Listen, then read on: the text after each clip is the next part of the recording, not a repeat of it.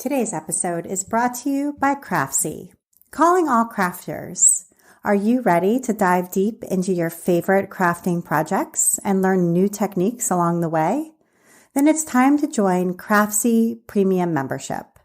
Take advantage of the Black Friday special. For only $1.49, you'll receive a full year of access to expert-led tutorials, patterns, and projects in every category you can imagine. With a massive library of resources at your fingertips, you'll be able to create your best work yet and bring your crafting dreams to life. Don't wait. Sign up now at CraftsyOffers.com and discover the endless possibilities of Craftsy Premium Membership. Thank you, Craftsy. And now, here's the show.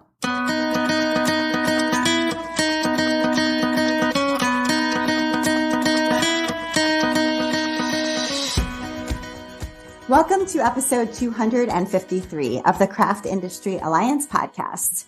I'm Abby Glassenberg. Craft Industry Alliance is a community for craft professionals where you can strengthen your creative business, stay up to date on industry news, and build connections within our supportive trade association. So check it out at craftindustyalliance.org. Today on the show, we're talking about serving the LGBTQ plus community through craft with my guest, Austin Rivers. Austin is a nonprofit founder, diversity, equity, and inclusion consultant, activist, and professional actor. He received his double bachelor's degree in politics and musical theater from NYU, his master's of public administration from the University of Central Florida, and is starting his PhD in change leadership for equity and inclusion from the University of Central Arkansas this fall. Austin has worked on several progressive political campaigns and in the offices of elected officials in New York City. As an actor, he has toured the United States and around the world, performing in over 20 countries. Austin currently serves as the special assistant to the chief diversity officer at the Rockefeller Brothers Fund and the founder and board chair of Knit the Rainbow Incorporated, a nonprofit organization that collects and distributes handmade knit and crochet winter garments for homeless and at-risk LGBTQ plus youth. Austin Rivers, welcome. Hi there, Abby. Thanks for having me.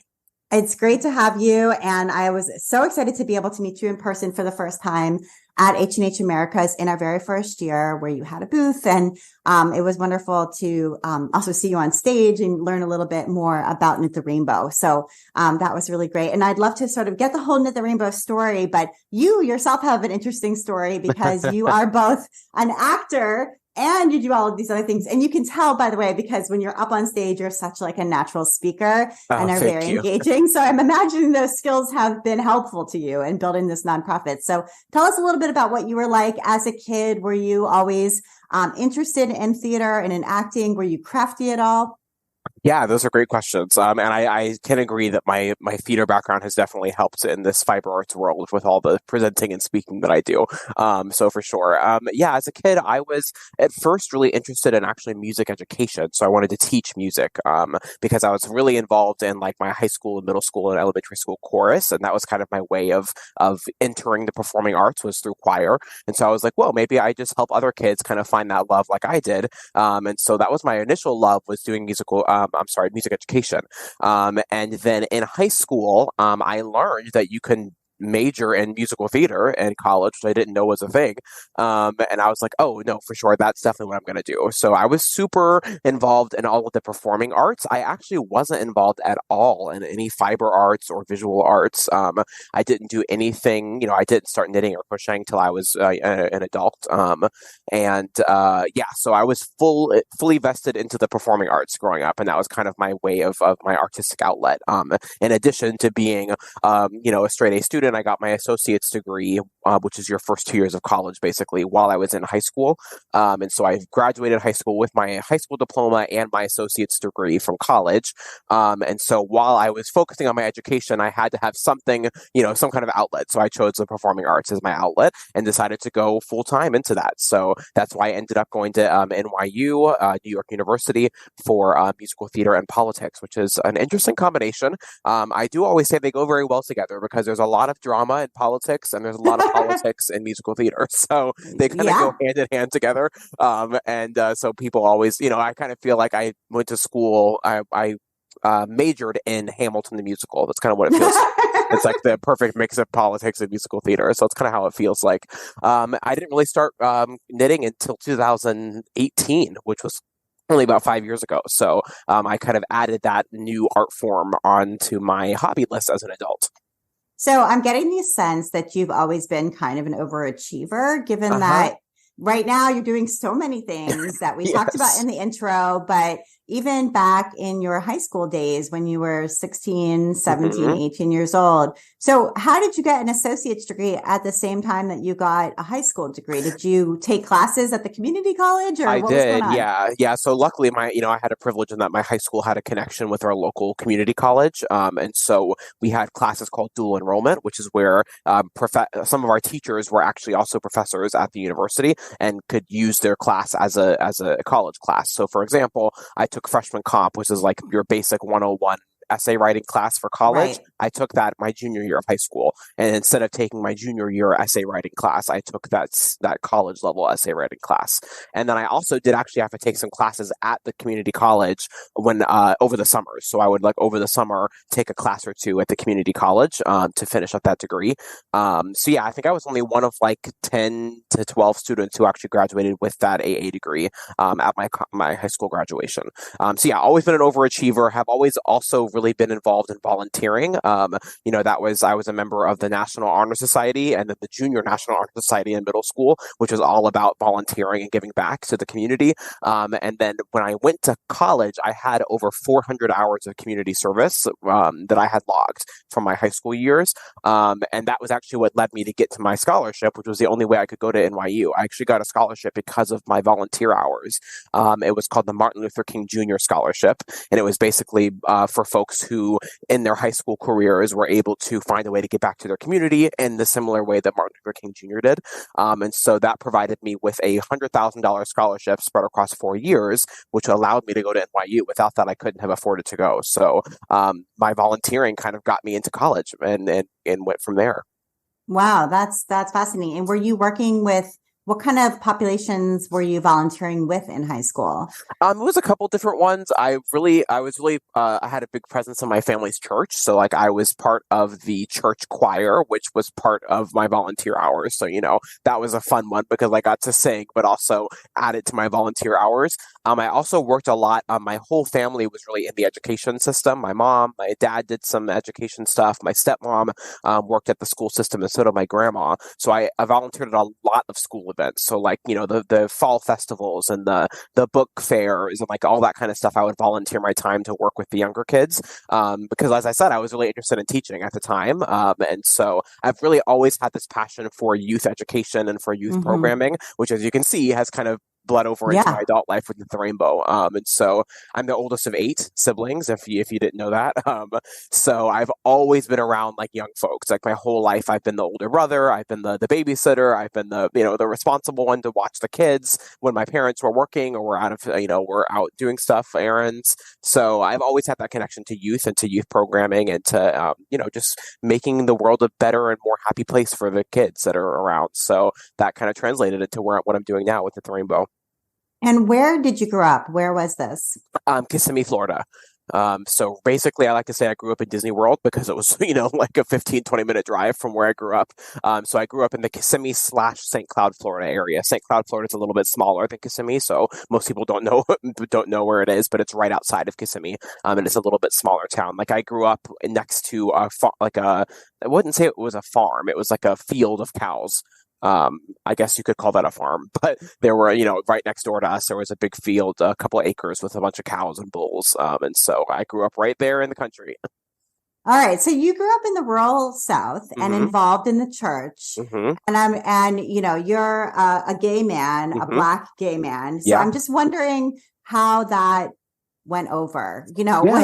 Was that a hard situation for you growing up, or is it an accepting situation? Yeah, that's a really good question, which leads to why I work with homeless LGBTQ youth. I myself am privileged in that my family, even though they're religious, are really accepting.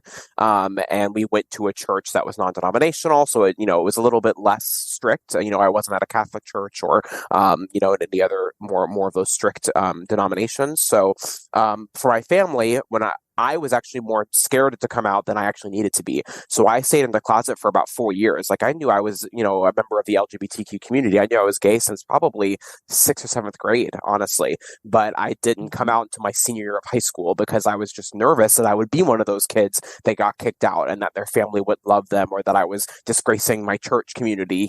So that was kind of how I contended with that. And I didn't come out until my senior year. And then when I did, I found out that my family and friends and nobody changed anything. They all loved me, just the same as they did before I came out, which was really, really awesome. And that is why I work with LGBTQ youth today, because I know that I know the fear of what it's like to come out and what it's like to be in the South and growing up as Black and gay, and the fear of being kicked out of your home. Luckily, I had the privilege that I wasn't.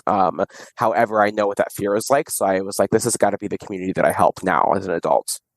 So when you landed at NYU, this is Mhm. a really different environment. For Now you are sure. in the largest city in the United States. Yep. You are in this incredible college where there are gifted people Hmm. within the performing arts Right. section for sure, Right. and also, political science. And Hmm. this is a lot. So Yeah. what was it like for you to transition to NYU from Kissimmee, Florida? It was crazy. It was definitely like I would almost even call it a culture shock because I was not used to. I was used to being the only Black person in the room. When I was in high school or when I was in my church groups, I was used to being the only person of color. I think I was the only out gay person in my year. Maybe there was one other that I know of in my year of high school that graduated in 2016, 12. So it was so different to come to college and be like, oh, being queer is just normal here. Like people are queer and they're like fine with it and it's totally fine. And people on the street don't care. And like there are tons of people of color in New York City. And it's like a hugely diverse city and you can find every kind of food here and every kind of person and every kind of business. So having the world at your fingertips basically here in New York City compared to a nice small town of St. Cloud where I grew up next to a cow farm, was a pretty big culture shock. But I would say it didn't take me too long to get used to it. If you can't tell, I have a pretty outgoing personality. So like it was cool for me to like be here, open up and like make a bunch of new friends and like kind of fall into the world of New York City. And I haven't left. I've been here for 11 years now. So And did you add like studying politics because somewhere in the back of your mind or your parents' mind, putting all of your eggs in the musical theater basket might be a little risky? I don't know. I mean, I know for me and for a lot of people I talk to, people are like, don't go to art school. How are you ever going to make a living? Like, was that at yeah. all part of that? Yeah, for sure. I don't know if luckily, I didn't get too much pressure from my family to do that. I think I actually wanted to double major the whole time. Even going into my college applications, I knew that I was going to double major in something because I got my AA degree in high school. So I already made room in high school to take 2 years off of college. So instead of graduating early, I decided I would just fit in 2 degrees at once. So that was kind of my plan ever since I started my AA degree, like my sophomore year of high school. So I always knew I wanted to double major. And so even at the time, I was going to do music education, which is, more of a solid, there are music teachers all over the place. So, I wasn't super worried about it in high school. And then when I switched to musical theater, it did become apparent that it might be helpful to have a degree that's in another field. And it was actually really cool because when I graduated, I was able to work in both fields simultaneously because politics and musical theater are both like contractual kind of gig-based jobs. So I would work for 6 months on a campaign and then I would go and work for 6 months doing a show at a theater, a regional theater. I would go on a tour and then come back and work on a campaign or work in an office for a couple of months. And it was really great. I think the two careers kind of blended really well together. Yeah, it sounds like it. Okay. So after college, you start this sort of back and forth doing both at the same Right. time. Yep. And so, tell us about what those years were like. What were some of the highlights from that time, maybe on both sides? Yeah, my first job right out of college, which I thought was always going to be like a musical theater gig, actually was a politics gig. So I worked in Pennsylvania for Hillary Clinton's presidential campaign in 2016. That was the year that I graduated college. Um, and so I worked in Pennsylvania during that, of course, for me, disappointing election cycle, as I'm sure it is for a lot of folks. And that was my first job right out of high school. I'm sorry, right out of college. I basically went to Pennsylvania and my job was to manage volunteers. So if you have ever been part of a campaign or volunteered for a campaign, you know that campaigns run on thousands and thousands of volunteers around the country to be able to knock on doors and send texts and make phone calls and all of that great stuff that volunteers do on campaigns. So my job was to manage volunteers and to build teams of volunteers basically on the ground in Pennsylvania, which is a rough state to do that in. It's a big state for elections. So it was a good state for me to be in for my first political campaign because I got to see kind of how important the work is that we do on campaigns. So that was really cool. It was exciting. And I got to like meet so many people in Pennsylvania. I was based out of Pittsburgh. So I lived in Pittsburgh for like 4 or 5 months and worked on that campaign there. And then right after that, I jumped back into New York City. I got a little side gig. I worked in restaurants for a couple of years in New York City, which would kind of be my my way of paying my rent when I wasn't working, because as an actor, you don't always have a job. Sometimes you're without a job for 4 or 5 months while you're auditioning. So I would, be a server at a restaurant. That was my most usual side job. My first performing gig that I was most excited about was probably working on a cruise ship. That is some of my world experience. So I worked on the Oceania Riviera, which is the luxury cruise line that Norwegian Cruise Lines owns. So it was a luxury cruise line, and we were in the Mediterranean Sea, which was really cool. So I got to see probably 30, maybe 20 to 30 different countries in Europe that were all around the Mediterranean Sea, including Morocco as well. So it was really cool to be able to travel and perform. I was like, this is like the life. Why would I want to do anything else other than work on a cruise ship and sing and dance and then get to see the world while I'm doing it? So that was such a cool contract. I met so many great people. The cool thing about being an actor is that you get like these really close friendships with the people that you're on contracts with, because you're both there. You're both, you're all in a foreign country. You're all performing, and you like have this matched love of entertaining. But you also have to stick together because you're in places you've never been before together. So it's been really cool to build relationships through the eye of performing. I have some of my closest friends that are all actors and that I perform with. I would say my favorite of all time performing contract was when I performed in Japan for 4 months. I moved to Japan with a cast of 8 American singers and a 60-piece Japanese orchestra, and we toured all over Japan. It was a land-based tour, and we would sing Disney music. And so, as you know, I'm from Kissimmee, Florida, and Disney music is my bread and butter. So, as a performer, I love going to Disney. I'm one of those Disney adults that, I will go to Disney as an adult by myself because I just have such a good time at Disney, and I love all the characters and the songs. So, if you couldn't tell, that's one of the reasons why it was one of my favorite contracts, is because I'm on a stage in a tuxedo. The girls are all wearing gowns. The guys are in tuxedos. There's a 60-piece live orchestra behind us, and we're touring around Japan, of all places, with these beautiful orchestra halls and these humongous 5,000-seat theaters. It was like the most people I've ever performed for, and I felt like a celebrity because, you're an American coming over to sing in Japan, and the people there who love Disney think that you're like this big celebrity. When you come out of the stage door and people are crying and they have gifts for you, and you're signing things, and people are taking photos and tagging you on Instagram. It really felt like I was like, oh, so this is a little bit about probably what stardom feels like, because it felt like they were just so enamored by us and by our American culture, and the fact that we were over there performing for them in Japan and singing Disney music on top of it. And that's where I learned how to knit. So I was going to say, I know that that's where you learned how to knit. So, yeah. So I'm imagining maybe it was one of these, the crew members that you were talking about, how you have really close relationships with them because you're traveling and you're working together every single day. So was it one of them that knew how to knit, and why did you ask to learn? I want to take a minute now to talk about our sponsor, Craftsy. And here is a message from Craftsy. At Craftsy, we know making. Whether you're new to the handmade life or looking to advance your skills, we have classes for all maker levels and interests. From knitting and sewing to quilting and embroidery, cooking, baking, paper crafts, and more. Craftsy's instructors guide and encourage you, empowering you to turn ideas into realities. And they have an exclusive offer for Craft Industry Alliance podcast listeners. Right now, you get a whole year of their premium membership for only $1.49. That's their Black Friday offer. Visit CraftsyOffers.com to sign up, and the discount will be automatically applied at checkout. For only $1.49, you'll get a full year of access to over 2,000 premium full-length classes. It can be challenging to know where to go to learn new things, especially when you're an absolute beginner. Craftsy's instructors help build strong foundations as they teach, setting you up for success and helping you fix mistakes as you go. Their enthusiasm and strong teaching style make learning accessible to all. And if you're an experienced maker looking for new challenges and fresh projects, Craftsy's for you too. From perfecting your fondant skills to tackling complex stitches. From eye-catching garden design to next steps in sourdough, Craftsy has advanced classes in all crafts from instructors who are experts in their field. With over 2,000 classes, including downloadable patterns and recipes, Craftsy has a class and a craft for everyone.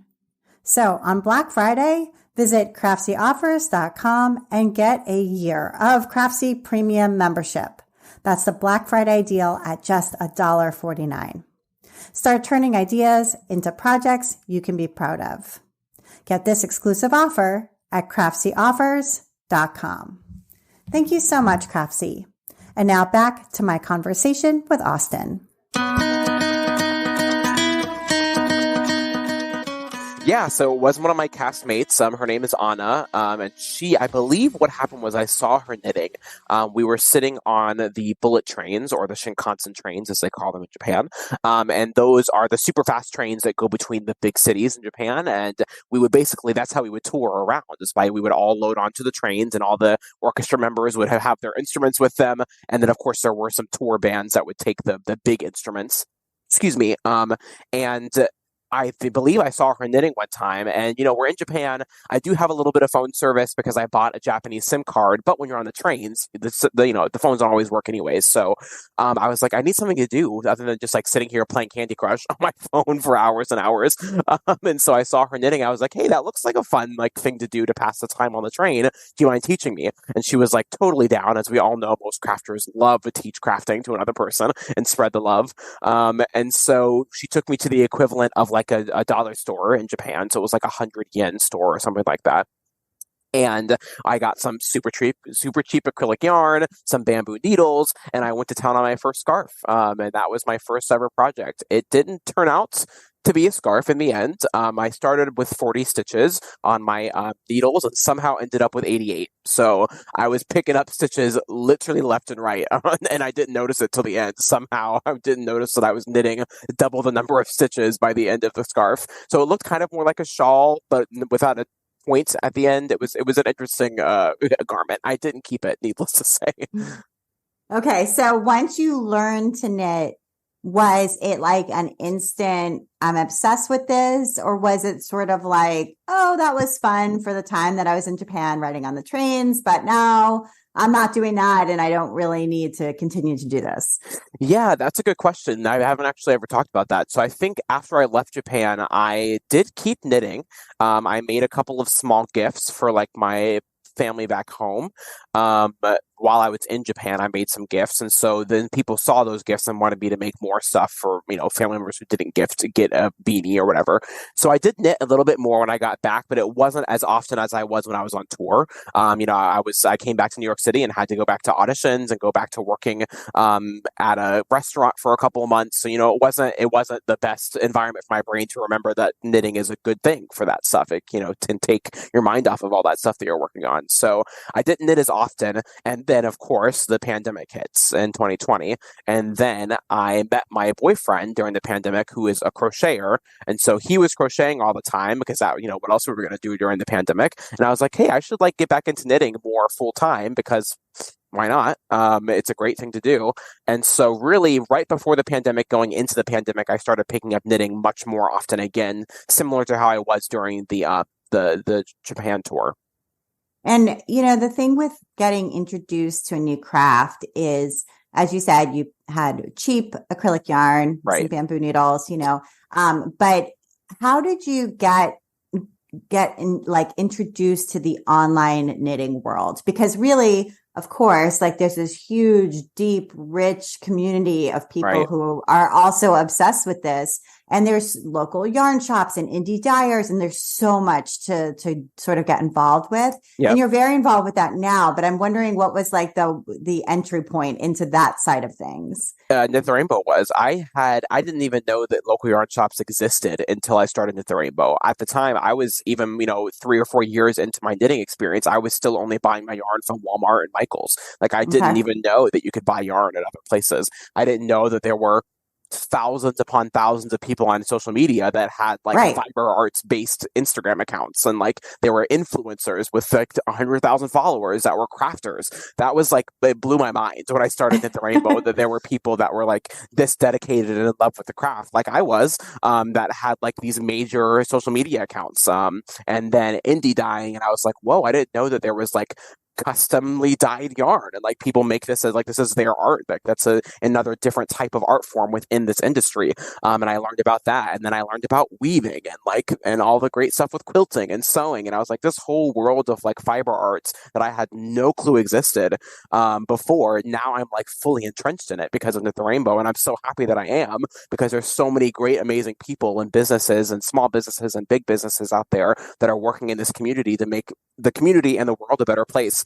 And so my getting into that was really with Knit the Rainbow. I started Knit the Rainbow out of my apartment in New York City during the height of the pandemic, and was just like, how do I spread this word around to people who are crafters? Because I didn't know there were crafters out there for sure, but I didn't know there was this huge social media presence. And I think I probably found used some hashtags on Instagram search to just like find some crafters. And I ran, I think I came across a couple of like CC was one of the first people, creative CC on Instagram was one of the first people I came across. CC introduced me to Lewis, Brooklyn Boy Knits. And then I was like, oh, there are people with like 40,000 followers on Instagram that they're crafters. Like that's what they do. They make the brands out of it. And so that is really how I fell into the world, was by doing interviews with lots of different people who have larger Instagram platforms to talk about why I wanted to start Knit the Rainbow. And so you were calling them up and Yeah. saying, hey, I have an idea for this nonprofit. Can I talk to you about it? And it wasn't like a recorded Instagram live or something like that. It was just like a one-on-one. It did start that way with one-on-one conversations. And then the people that I spoke to would introduce me to other people and say, hey, you need to meet Austin. He's starting this organization. Go live with him. Tell all of your followers to follow this brand new Instagram account, Knit the Rainbow. We went from having no followers to in our first year probably having 1,000 or 2,000, which was really awesome growth for our first year. And now 3 years later, we're sitting at over 10,000 social media followers. Which is crazy to me that in 3 years we've been able to accumulate, that many followers across the different social media platforms. But yeah, it was really about just reaching out to people on Instagram DMs, and the people that would get back to me, I would say, hey, can I chat with you about Knit the Rainbow, this idea that I have? And my goal was just to talk to as many people as possible. And that's still my goal, honestly, is to talk to as many people as possible about this little kind of baby organization that I started, and see how they can help, or if they want to get involved, or at least if they want to share it with their followers. And that's been the way that Knit the Rainbow has grown, was through that social media power. Okay. So, how did you come up with the name Knit the Rainbow? I mean, it seems like a great name, but I don't know if there was there like a naming process that took place? Were there other names that were contenders? I don't remember there being other names that were at the top of the list, like Knit the Rainbow. I knew that I would have to do like a business search, to make sure that there weren't other nonprofits that already had the name, because of copyright and stuff. So I think I did that, and me being a knitter, and not knowing at the time that there was, kind of a tussle in the community between knitting and crocheting, and like the lack of inclusion of crochet in the community at many times. I wasn't even aware of that because I wasn't part of the community. And so I was like, I'm a knitter. I think I'm going to be knitting. I didn't really know much of it all about crocheting. So I said, Knit the Rainbow is what it's going to be, because I'm knitting, I'm collecting knitwear, and then we're serving LGBTQ youth. And, the rainbow is the symbol of pride. So I think it was kind of obvious. I was like, I don't know I don't remember there being any other strong contenders for a name. There probably were some other options, but at this point I can't remember what they were, because Knit the Rainbow was kind of just the thing that stuck in my brain, and that's where we're at now. I got lucky that wasn't already taken as an Instagram handle. It wasn't already taken as a business name, and it's kind of the perfect name. So it is. We definitely got lucky with that. It truly is. So, I can imagine with the idea, okay, we're going to invite community members to knit or crochet these garments, and then we're going to distribute them.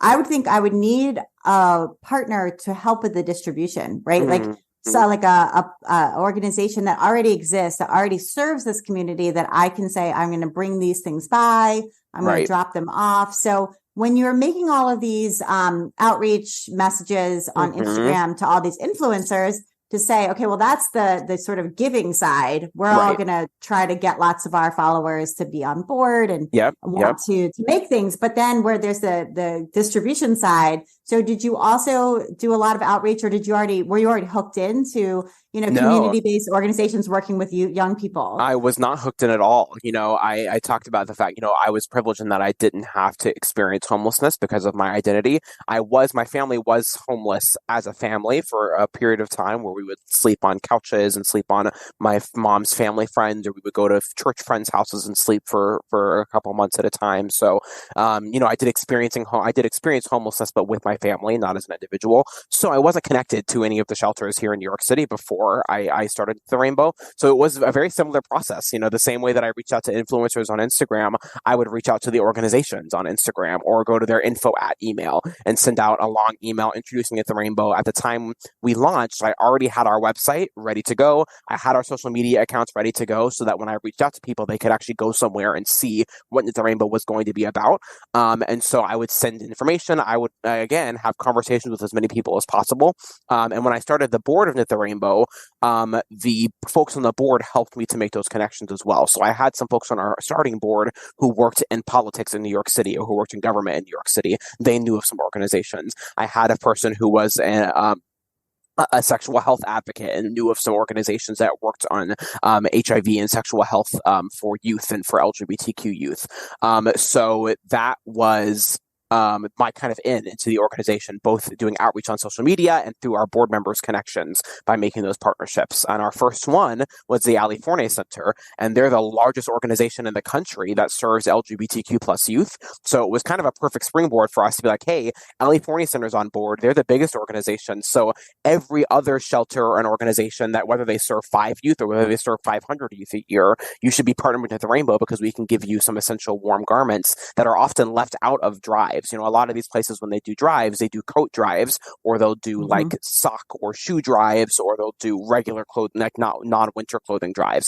But I noticed there wasn't a lot of winter accessories going out there. And if you've ever gone outside in the dead of winter just with your coat on, but not a beanie and not a scarf or a cowl, without gloves, you are still cold, because your extremities are still out. So I was like, I feel like that this essential element of the garment accessories, like the scarves and the cowls and the gloves and the socks, are important to warmth. They're part of the essential warmth, especially if you don't have regular shelter.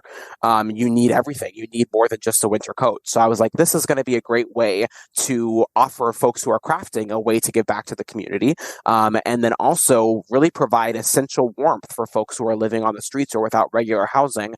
And also, it's that other side of providing love, because a lot of folks don't get handmade garments. That's like not a thing that you get unless you know someone. Like, unless your mom or your uncle or your grandma is a crafter, you may not get like a handmade garment ever in your lifetime. And so a lot of folks know that it takes time to make stuff. You can imagine, even if you're not a crafter, you can imagine that it probably took a person some time to make this beanie for you. So it also is that dual purpose of, one, providing warmth, but also providing that love and compassion. And they know that there's someone out there who is thinking about them and who cares about them and who took time out of their life just to make this hat for them because of their LGBTQ identity. So.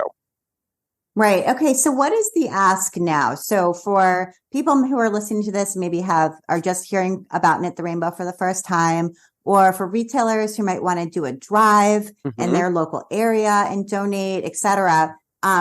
Is it like, okay, you have to use a particular kind of yarn, or you have to knit or crochet these particular patterns? We don't want something else outside of this, or any kind of like requirements like that, or we have to have a certain number of finished garments before we can send a box, or, so kind of explain a little bit about like, what is the actual sort of ask now for people who want to volunteer and get involved? Yeah, that's a great question. So our ask is very much the same as it was when we first started. We don't have any fiber or pattern or color restrictions. So basically we say hand make something as long as it's unworn. We don't want to a lot of shelters ask for stuff that's brand new. So we want to make sure we're not giving out stuff that you made, 5 years ago that's sitting in your closet. It has to be brand new stuff that hasn't been worn before. And then you can use any pattern, whatever pattern you like. We do have some free patterns on our website. That's another way you can get involved. If you're a pattern designer, you can send us a free pattern for our volunteers to use. We have a few of those up on our website. We have, I think, about a little over 20. You also can knit in any colors or crochet in any colors. Even though we're called Knit the Rainbow, we actually encourage folks to send us colors that are more muted and darker. One, because they look cleaner longer. So, for example, if you have like a dark brown or a gray scarf, it'll look cleaner for longer than a yellow or a cream or a white scarf for someone who's living on the streets. And then also, if you make stuff that's only rainbow, it can also be a target for folks it can make them into a target if they're living on the streets. It can be unsafe to be able to pronounce your LGBTQ identity if you're living on the streets. And so a lot of times we're like, we love the rainbow stuff. We do accept rainbow stuff. And a lot of the folks do live in shelters. So it's okay for them to have rainbow stuff or other pride flag stuff. But we do say, don't only send us rainbow stuff. Also send us some more of those muted, darker colors. And you can ship stuff to us at our office in New York City. Or you can drop them off at some of our local yarn shop partners around the country. We also have a few partners that are not local yarn shops, just small businesses like a library, or we actually have a rock climbing gym that serves as a drop-off location for us. So basically what that looks like is you as a business owner set out a box, and we're also happy to send you some like little Knit the Rainbow stickers or some wristbands that you can give out to people who come in to drop off stuff, or we have some flyers as well that talk about Knit the Rainbow and what we do. You can set up a box, put up a sign that says, this is collection for Knit the Rainbow, and we're happy to send you our logo for that. And then all you have to do is, when it gets full, send it to us in New York City. And then Knit the Rainbow, for small business owners, we're happy to reimburse you for the cost of the shipping, because we know that a box full of, big, heavy winter wear can be expensive. And that's why we fundraise as a nonprofit, so that we can help our small business owners. So we don't want to ever put the financial burden on our small business partners to be able to send us stuff. So we're more than happy to reimburse folks if they send us a receipt as a small business. And that's it. Put out a box, collect, and then ship us the donations every now and again, and then you can continue that process. And then the next step for that is how we've expanded. So in Chicago and in Detroit, we have a couple of small businesses and local yarn shops that are collecting donations for us year round and are also distributing them on our behalf. So we will make the partnerships for them. So for example, in Chicago, Knit the Rainbow has secured 4 partnerships with organizations that serve LGBTQ youth. And then I set up so that our yarn shops, I make sure that they have collected enough, and then I work with them to set up relationships with the partners, and then they take the garments straight to the partnerships instead of sending them to us in New York City. And that's how Knit the Rainbow is planning to expand to serve youth around the country, is through our small business partners. Okay. And you have so much experience from managing volunteers, from working on these different political campaigns. And I'm wondering whether that period of your life way back, right after college, helped you when you sort of started doing this? Because this is a lot of volunteer management. Yeah. It's a lot of, that same sort of thing. And then the other piece of it too is I'm wondering, when things come to you, because in the beginning, that's how it really was working. Everything was coming to you. Right. That's a lot of manpower to sort, and there's quality control and that sort of thing. So, so talk a little bit about volunteer management, but then also about sort of like the nitty gritty, I guess, of when it all arrives. Yeah, for sure. I mean, it is a big piece of it is volunteer management. And then there's also a piece of it where it's just like downright business administration. Like, I run the company of Knit the Rainbow by myself, basically. The board helps me with the vision of the organization and with the fundraising and the planning. But for the day-to-day operations and responding to emails and setting up the website and our social media, I really manage all of those pieces. And then I hire consultants to help me with social media and help me with our accounting. But so there's that dual piece of it, which is like the business administration side along with the volunteer management side. Volunteer management, I think definitely my experience on campaigns certainly helped me with that.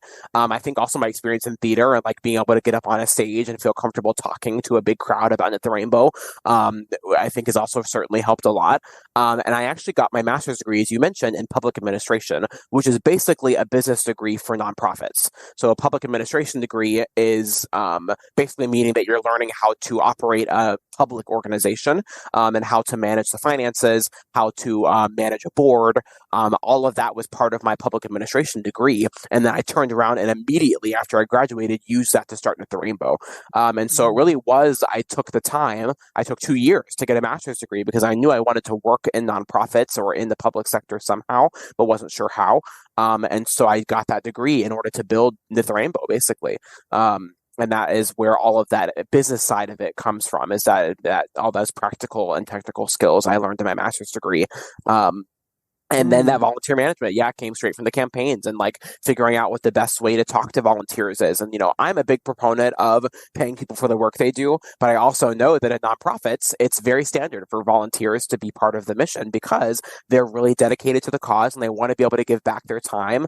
And so I had to kind of shift my mindset and be like, it is okay for people to volunteer if they want to, if people really are passionate about what we're doing and want to be able to volunteer time, that's okay, And of course, we do want to eventually be able to have some staff so that we can grow our capacity. But right now, our volunteers have really been the driving force of the operation because I can't do it by myself. One, I can't knit thousands of garments by myself like we are able to distribute every year. And we actually have 3 volunteers who serve as program coordinators. So basically, they're staff of Knit the Rainbow, and they work under me to help me run 3 of our 5 programs so that the full burden doesn't fall on me to be able to do all the administration, respond to all the emails and the calls and the texts. So it's been really helpful to have some of those really engaged volunteers.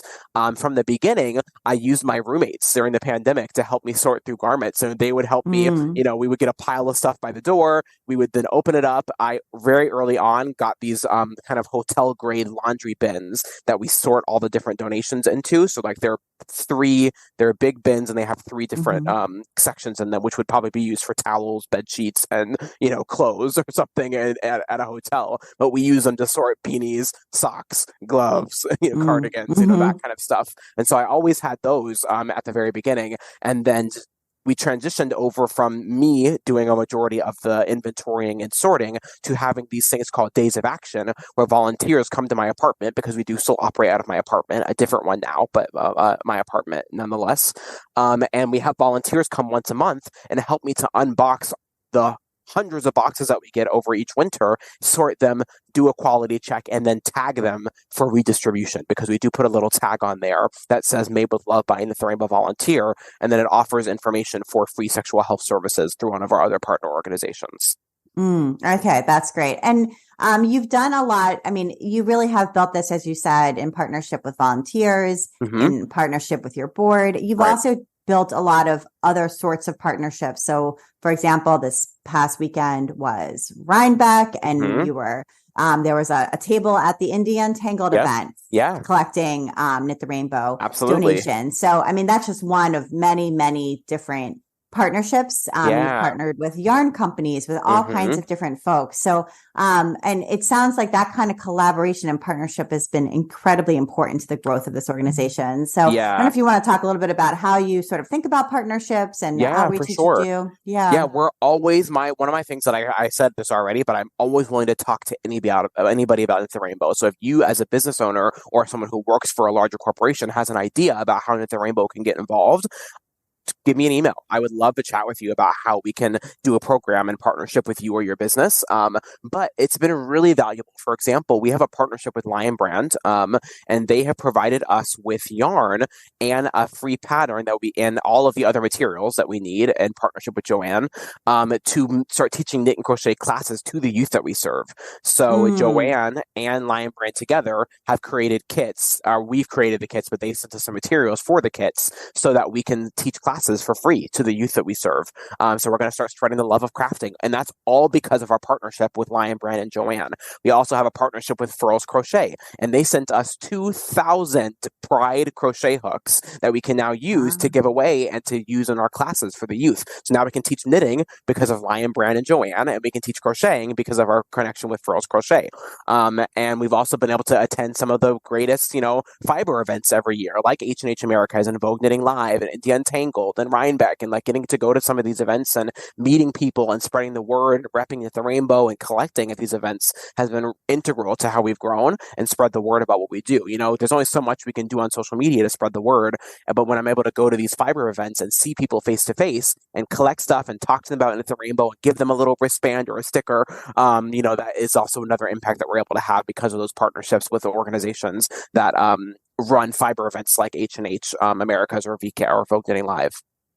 Yeah, and H&H, your presentation included also a sort of like a history of LGBTQ plus like history and recent history in the United States. And I think a lot of people may not know that history and know about Stonewall and like understand some of the developments and some of the significant things that happened. And I thought it was a really good way to give people that background and education, sort of quickly catch them up to steam. Like I was like, he didn't have to put that in there, but it was really helpful. Yeah, one of our programs is called Educating the Masses. We have 5 programs. I've talked about most of them already, but Educating the Masses is basically where we're just trying to make sure that the public knows about the housing crisis, one that these youth are facing. So I can present you tons of statistics and facts about the homeless LGBTQ plus youth that exist around the country. But also, I want to be able to spread the word about what pride actually is, because there's a lot of misinformation out there. People feel like, oh, the LGBTQ people just took over June and like everything's rainbows, blah, blah, blah, blah. But there's a reason for it. And with, LGBTQ people fought to be able to have, equal rights, and we're not even fully there yet. And so being able to teach some of that history about the Stonewall Rebellion in 1969 and how it's led us to celebrate Pride and why we actually celebrate Pride. It's not to just go out and, have our shirts off and like have a good time. We of course do that, and we do have a good time. But the reason behind starting Pride is because of a movement. It's an activist movement to be able to fight for your rights and be equal here in the United States and around the world, honestly. But so it's been really powerful for me to be able to share the story of Pride and also share the statistics about the homeless LGBTQ plus youth and how people can get involved outside of the Rainbow to help use their voice to help fight against the housing disparities that are happening. Yeah. Okay. And before we get to your recommendations, I just want to talk a little bit about Giving Tuesday, because we are heading into the holiday season and everybody knows about Black Friday and Small Business Saturday and Cyber Monday, but Giving Tuesday's in there as well. And so you are a nonprofit organization. This is a really good way for people in the craft world to get involved. So what can we do with Giving Tuesday this year? Yeah, that's a great question. A lot of folks don't know this, but Knit the Rainbow has a budget. We spend about $50,000 a year on Knit the Rainbow because of all the events that we're going to, the travel. I have to rent U-Hauls. I mean, there are tons of little bits of costs that kind of add up throughout the year. And so that is a lot of money, and we don't get funding right now. We're not getting grants. We could. We just haven't started applying for them yet. So we're not getting any federal or grant funding. So all of our money comes from individual donations, whether that's a $5 donation, $10, $25, or $250, that goes into helping us serve these youth. The money that comes in goes directly back out into our programming so that we can make sure that we're keeping these youth warm, teaching them knit and crochet, teaching them how to knit and crochet for themselves, educating folks at events around the country about the housing crisis and about Pride and about the LGBTQ community.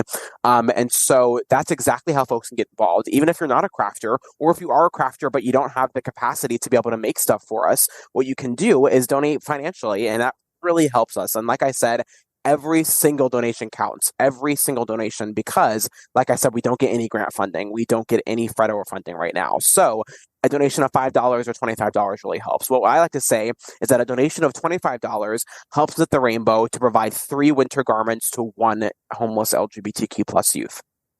That's kind of how the math translates now. And so if you are able to donate $50, you're able to help us give garments to 2 youth. So just to keep that math in mind, that kind of helps us. That's kind of going to be our Giving Tuesday campaign. So if you can give us $25 and help us to serve 1 extra youth, that's 1 extra person we can keep warm this winter.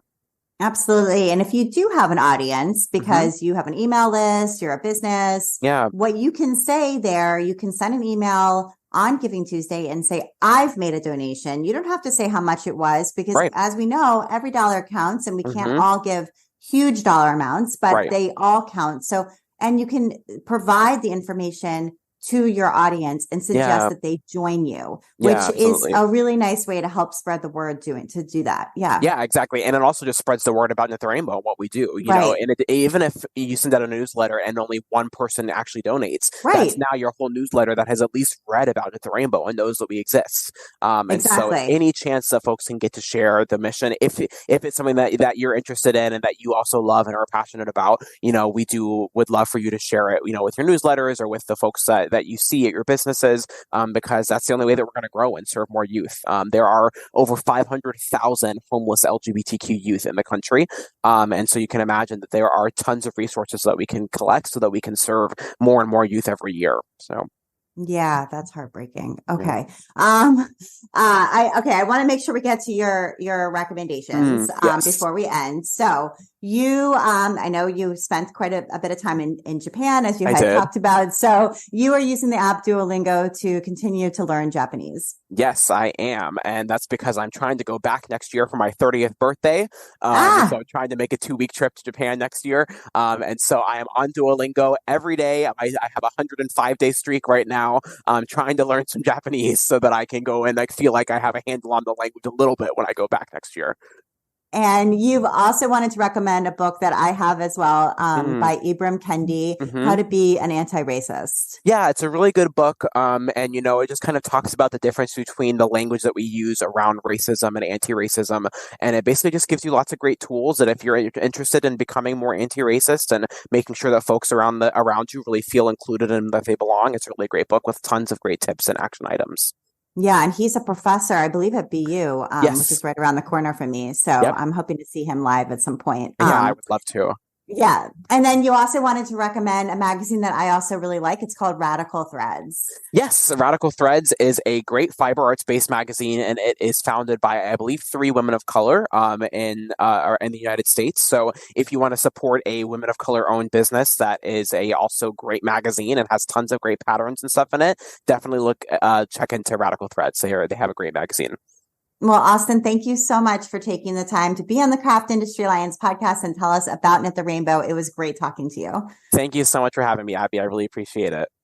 And you've been listening to the Craft Industry Alliance podcast. I'm Abby Glassenberg. Today's episode is brought to you by Craftsy. Calling all crafters. Are you ready to dive deep into your favorite crafting projects and learn new techniques along the way? Then it's time to join Craftsy Premium Membership. Take advantage of the Black Friday special. For only $1.49, you'll receive a full year of access to expert-led tutorials, patterns, and projects in every category you can imagine. With a massive library of resources at your fingertips, you'll be able to create your best work yet and bring your crafting dreams to life. Don't wait. Sign up now at craftsyOffers.com and discover the endless possibilities of Craftsy Premium Membership. Thank you, Craftsy. Craft Industry Alliance is a community for craft professionals. When you become a member of Craft Industry Alliance, you get in-depth coverage of craft industry news, the opportunity to connect with fellow professionals for advice and support, and access to an educational library filled with ideas, tools, and resources to help you as you build your business. So join us at craftindustryalliance.org. Thank you so much, and I'll see you next time.